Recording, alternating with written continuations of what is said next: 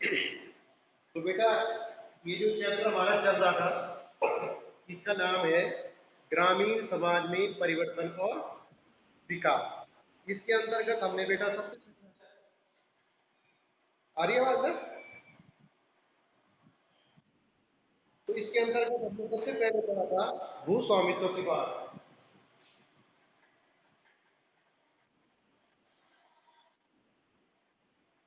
भूस्वामित्व क्या था, यानी कि भूमि पे किसका हक होना चाहिए, क्योंकि अंग्रेजों के समान आपको पता है कि हमारा देश जो है अंग्रेजों का उपनिवेश रहा है, तो अंग्रेजों ने अपने हिसाब से जो है हमारे देश के लोगों से जो है टैक्स वसूल करने के लिए जो है अलग अलग तरीके अपनाए, ताकि जो है उनको आसानी से जो है टैक्स वो लोग प्राप्त कर सके। उसके लिए उन्होंने जो है 3 प्रथाएं लागू की।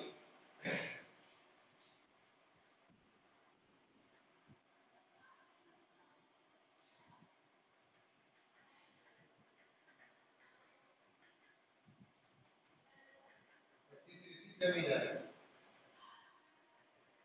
ठीक, रैयतवाड़ी प्रथा थी, ये सबसे पहले मद्रास में लागू की गई। इसका जो है किसान सीधा जाके जो है सरकार के खजाने में लगान जमा कर देता था या सरकार के प्रतिनिधि को जो है लगान देता था।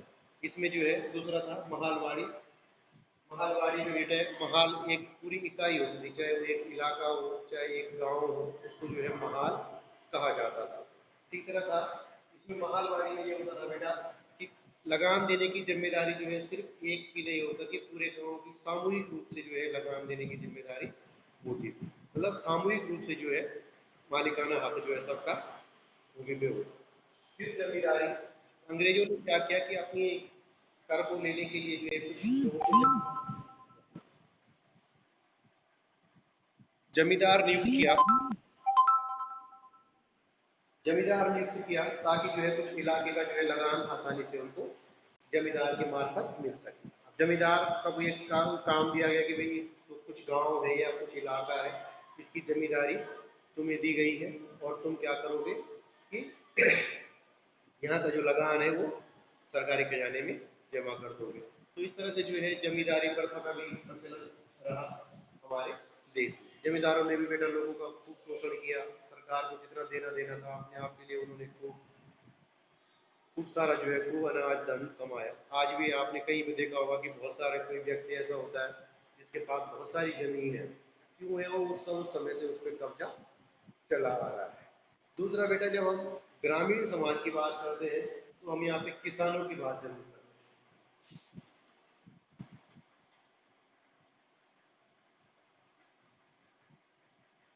यहाँ पे किसानों की बात जरूर की जाती है। कृषक समाज, कृषक समाज जो है बेटा खेती बाड़ी पे आधारित होता है। अपने परिवार जो है मुख्य उत्पादन की इकाई है, क्योंकि परिवार के सभी सदस्य जो है मिल करके काम करते हैं, खेती बाड़ी करते हैं, उसी में जो है उनका गुजारा होता है।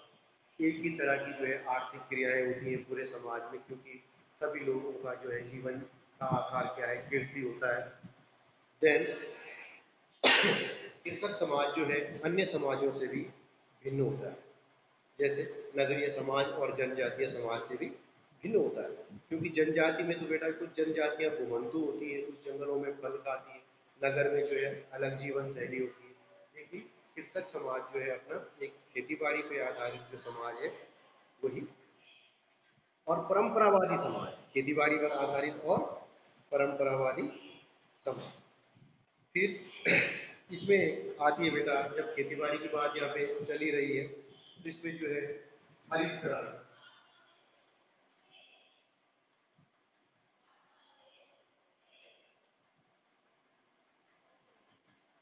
इसमें हरित क्रांति की बात आती है। हरित क्रांति का मतलब ये होता है कि उन्नत बीजों और किस्मों के प्रयोग से, उन्नत संसाधनों के प्रयोग से जो है खेती के उत्पादन को बढ़ाना है।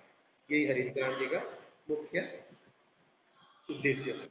1960 और 70 के दशक के बीच में जो है भारत में हरित क्रांति की शुरुआत हुई। ठीक है बेटा, और इसके जो है सामाजिक परिणाम, मतलब जो इस समाज पे जो है इसका असर पड़ा है, क्या असर पड़ा? सबसे पहली बात बेटा कि हरित क्रांति का जो है बड़े जिसके पास खूब सारी भूमि थी उन्हीं को ज़्यादा फायदा हुआ, जो मतलब बड़े और मध्यम दर्जे के किसान थे उनको फायदा हुआ, और जो छोटे किसान थे उन पे इसका कोई असर ही नहीं पड़ा।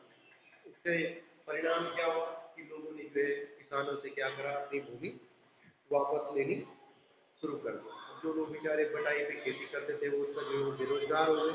बेरोजगारी के कारण क्या हुआ कि गाँवों से जो है नगरों की ओर पलायन बढ़ा। फिर क्या हुआ बेटा, जब कृषि का जो है व्यावसायीकरण हो गया, जब कृषि का व्यवसायीकरण होने लग गया तो पहले जो ग्रामीण गांव में जो है किसानों के जो संबंध थे, भूमिधर और किसानों के संबंध क्या होते थे कि अनाज मिलता था, काम के बदले अनाज। लेकिन अब क्या होता था कि जो व्यक्ति खेतों में मजदूरी करते थे उनको जो है नगद भुगतान किया जाता था। मतलब कृषि का जो है वाणिज्यीकरण हो गया, यानी कि अब खेती बाड़ी जो है आजीविका का साधन तो थी पहले से, अपने लिए जीवन यापन का साधन तो थी, लेकिन अब क्या बन गई, व्यापार का विषय बन गई। तो इससे क्या हुआ कि छोटे किसान जो थे वो तो या तो बेरोजगार हो गए या फिर उनको उन्हीं खेतों में मजदूर के रूप में काम करना पड़ रहा था। इससे जो है उनकी आर्थिक स्थिति खराब हो गई। अब फसल के बदले फसल का भुगतान होता था तो अन्न मिलता था, सही मिलता था। कोई चीज़ उन्हें दुकान से खरीदनी पड़ती थी तो उसके लिए वो फिर अधिक कीमत चुकाते थे। इससे उन पे क्या था कि आर्थिक दबाव ज़्यादा पड़ता था। ठीक, फिर वही है, फिर कहने का मतलब आर्थिक दबाव ज़्यादा पड़ने के कारण क्या होता है कि व्यक्ति जो है यहाँ पहले जिसको जो है अपना समझ के जिस पे काम करता था उसी से जो है आज वो क्या हो गया है, वंचित हो गया। तो कहने का मतलब अब ग्रामीण समाज का तो मुख्य आधार कृषि था, तो इससे जो है सामाजिक परिणाम भी ये निकले कि इससे जो है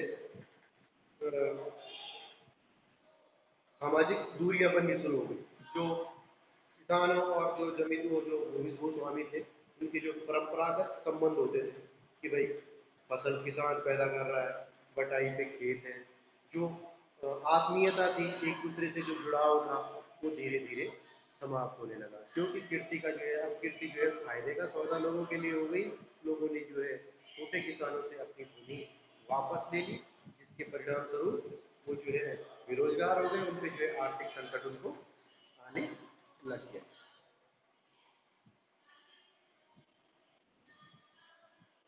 तो इस तरह से बेटा कुछ महत्वपूर्ण प्रश्न थे इसमें, जैसे इसके अंतर्गत भूदान आंदोलन आएगा। भूदान आंदोलन में क्या होता है कि भूदान आंदोलन का जो प्रतिपादन है,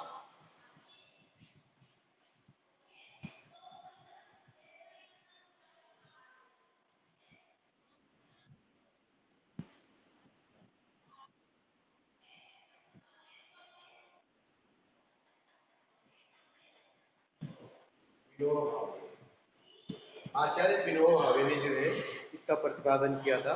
इसमें जो है भूदान का मतलब ये होता है, भू माने पृथ्वी और दान माने दान करना। तो कहने का मतलब है कि ये तो यानी कि कोई अपनी सारी भूमि किसी को दान कर दे। लेकिन भूदान आंदोलन में एक चीज रखी जाती थी कि व्यक्ति सबसे पहले ये सोचता था कि मेरे पड़ोसी के पास भूमि है और अगर नहीं है तो उसको जो है भूमि उपलब्ध कराना मेरा सबसे पहला कर्तव्य। ये था भूदान आंदोलन।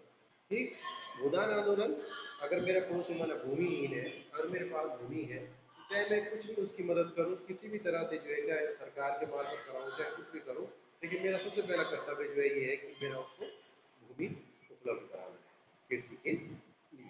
तो ये भूदान आंदोलन के समर्थकों का विचार।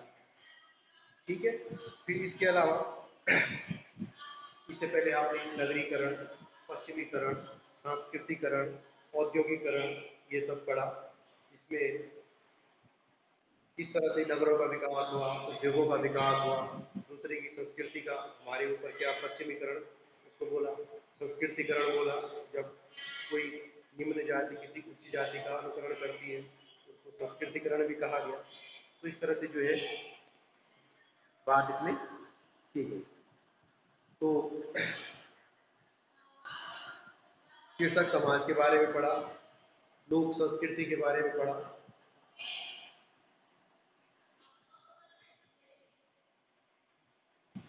लोक संस्कृति के बारे में हमने इसमें पढ़ा। खैर आज के लिए तो इतना ही है।